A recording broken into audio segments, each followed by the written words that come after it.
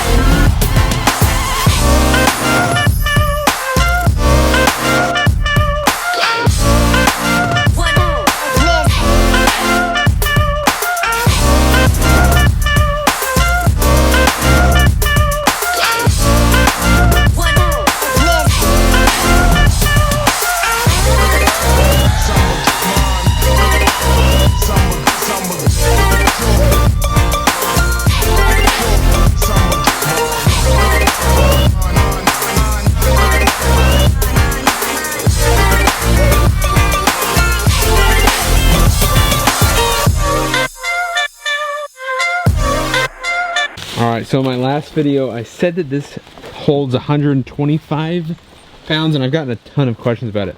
So this says 125, and then down here says 80. It is the 80 pounds because we had some left over in here, and then we put a full 50-pound bag in, and it was to the very top. So I'll show you here. I mean, this is probably like, I don't know, 10, 15, 20 pounds in here. Probably 20 pounds. And then we'll put this 50-pound bag, and it's gonna fill it to the very top. But had a ton of questions about this. This is a Lesco Spreader that he has welded onto a bracket here, and then just hooked up to the battery. Basically, this spins by a switch, and then it's got this little open and close chute. So here's the switch, like that. I don't want to hit it. See, we can hit it like that, and that spins, and then this chute just opens and closes it.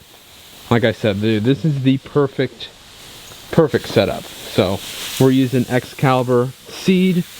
I think it's the best seed that I can get. It's a 3-blend fescue, and we're here. This is a new property. So this is the first aeration. It does have a lot of thatch, so I'll probably suggest that for next year, or maybe even later in the year when we're doing leaf cleanups and things. But we're gonna aerate it, get some grass growing in between this, and then yeah. So I think it's gonna look good. So there it is. That's a 50-pound bag, and then, like I said, probably 10-20 pounds. So it might be like a 70 pounds. It might hold like only 70 pounds, but still a perfect setup here. How's that for just perfectness? All right, let's get to work.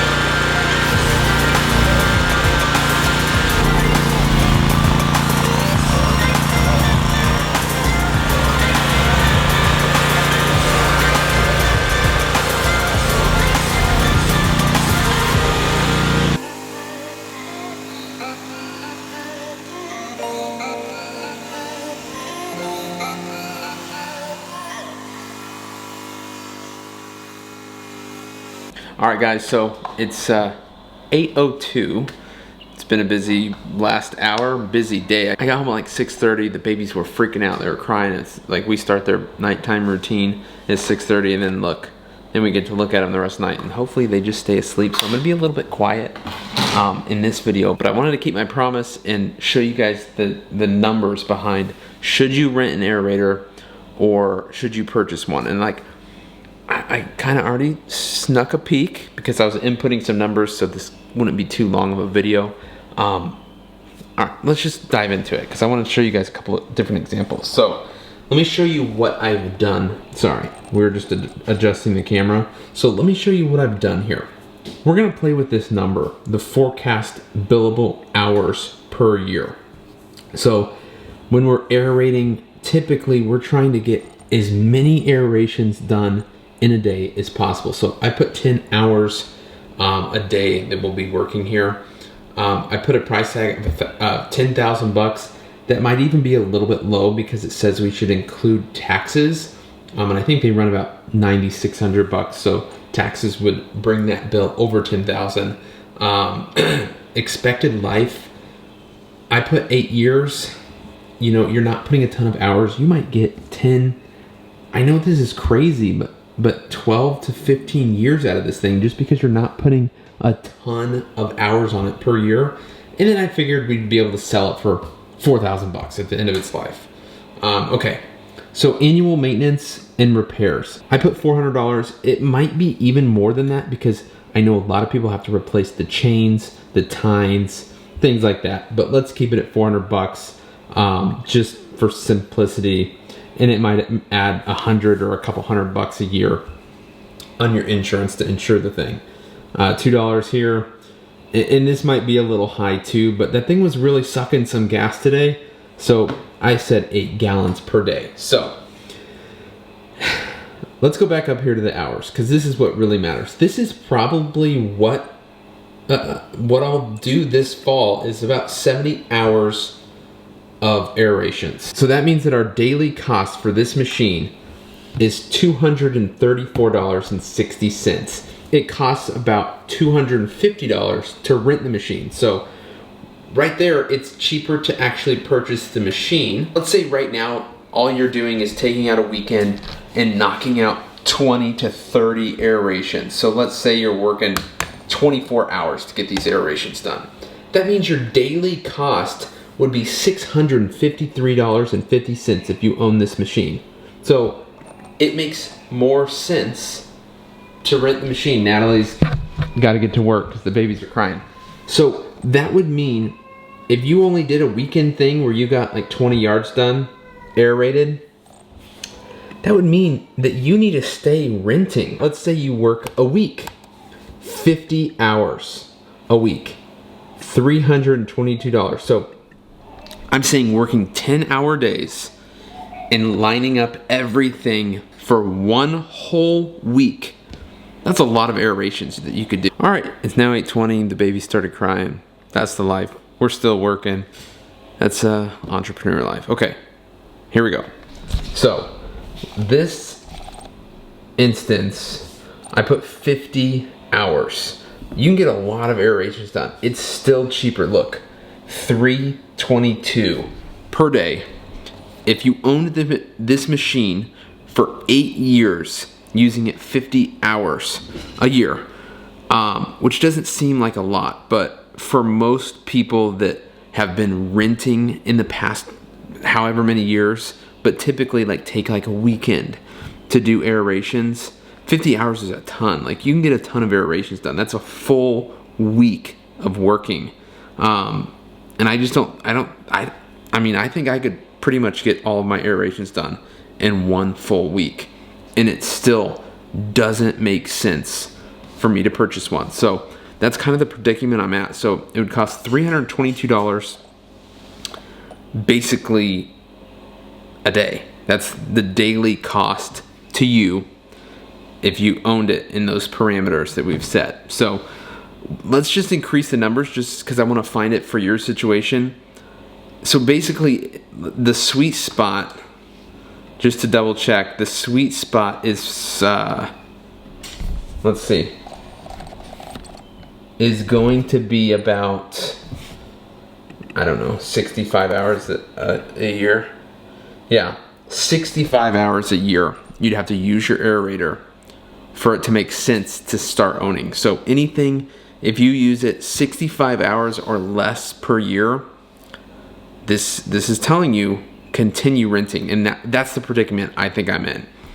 Now, the other side of this that you have to think is, if you owned the machine, wouldn't you market more? Like, wouldn't you try to get more aeration customers? The answer is yes. So that's the other flip side, just the human aspect that you've got to take into consideration is, like, if you're right on the fence like I am at that 65-hour mark, and like I said, I mean, could we do it all in a week? Yeah, probably. But could we also use it 65 hours? Yes. So that's where I'm at. And if I owned a machine, I know I would market it more, and then I'd use it probably 2 weeks out of the year, and then I'd use it 3 weeks out of the year, and so on and so forth. I hope it helped. This really helps me. I mean, you can think all you want about it, but the actual real numbers, they just don't lie. But they also don't account the human aspect of, you'll probably market more if you owned the machine. So if you're right on the fence, it probably won't hurt you to get the machine and then market it more. And then, okay, so watch this. If you doubled that 60 hours and you used it 120 hours, if you used it 120 hours a year, you build billable hours, it would take the cost to $143.50. Now it totally makes sense to own the machine. So if you're right on the fence and you get it, and then you double or triple the amount in a year or two, that you use it, then you're making money on it. All right, so I hope to help you a little bit. Super shout out to them. They're awesome, dude. It's almost been a year that Element's been supporting me and B&B and just the lawn care community in general. So they're super awesome people, and they've created a really, really cool software. So shout out to them, love them, and that's it. Hope this video helped. Hope you enjoyed it. Dude, we crushed it today. I don't even want to say it, but we made a lot of money today. We were gonna get rained out. It was a nasty day. That's why I couldn't film a ton of yards, because it was just a nasty mist all day, and it was like 50 degrees, but we just kept working through it and made some bucks. So that's it, guys. Have a great rest of your day. Thank you so much for watching. We'll see you next time. Peace.